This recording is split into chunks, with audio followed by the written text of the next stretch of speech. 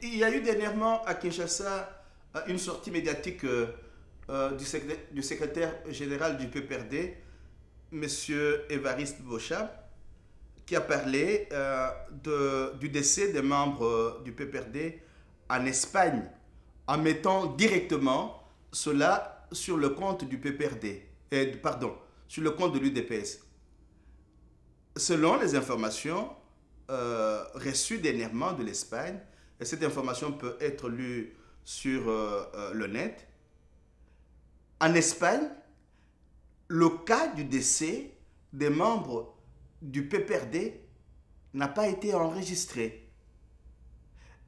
Personnellement, j'ai eu l'impression que c'était une façon de faire un appel de pied à l'endroit de ceux qui ont orchestré la guerre de prédation qui se mène chez nous. Je n'ai pas compris pourquoi M. Évariste Bochab a accusé directement certains politiques congolais d'avoir orchestré cet assassinat. Et il les a même dénommés les vampires qui exportent la violence. Et l'allusion était directement faite à l'UDPS. Or, il n'est pas prouvé que tous les combattants patriotes qui opèrent à travers le monde sont membres de ce parti politique-là. De deux, maintenant, avec l'information qu'on a eue en Espagne, on n'est pas au courant de ce décès-là. Les enquêtes vont être menées. Peut-être que les enquêtes nous diront ce qu'il y a eu réellement. Pourquoi est-ce que je parle d'un appel de pied?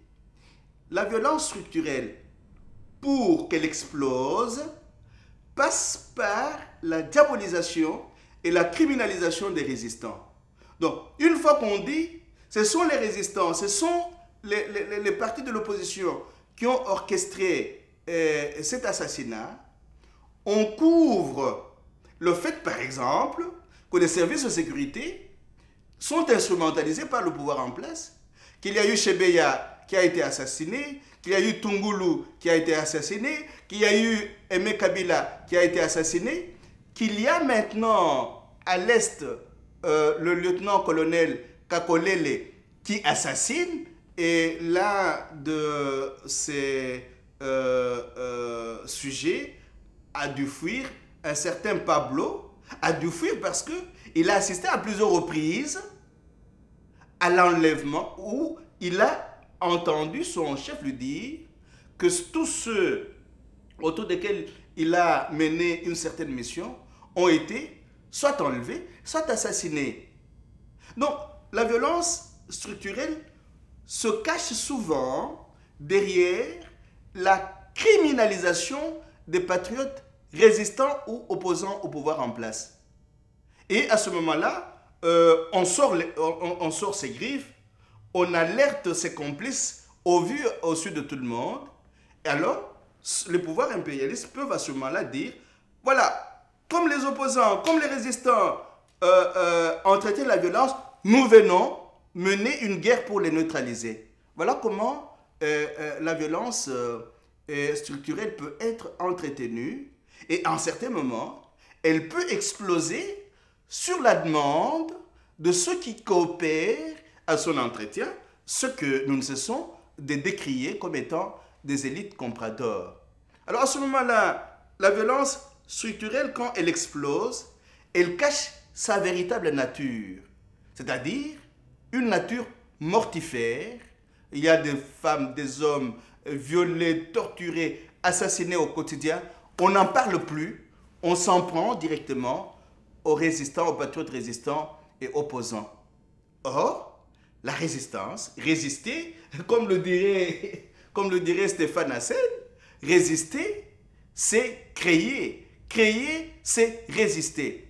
Résister fait partie du devoir citoyen, et j'ai été très content qu'à son passage au Bundestag en Allemagne dernièrement, le pape Benoît XVI ait fait allusion aux résistants contre le nazisme, et qu'il ait justifié cela en disant: quand les lois d'un pays ne respectent pas la justice et le droit, les peuples ont le devoir de rentrer en résistance. Si ce sont des lois liberticides, les peuples ont le droit de pouvoir résister et de pouvoir entrer en résistance. Ce faisant, le pape trouvait que c'était bien indiqué qu'il y ait eu des résistants contre Hitler et le nazisme. Quand vous étudiez, il y a plusieurs livres que je ne sais pas, que j'aurais pu amener ici, mais qui sont restés chez moi. Vous prenez par exemple Les États manqués de Noam Chomsky, ou un autre livre de Chomsky, La doctrine des bonnes intentions. Vous verrez que les pouvoirs impérialistes ont toujours tué les résistants.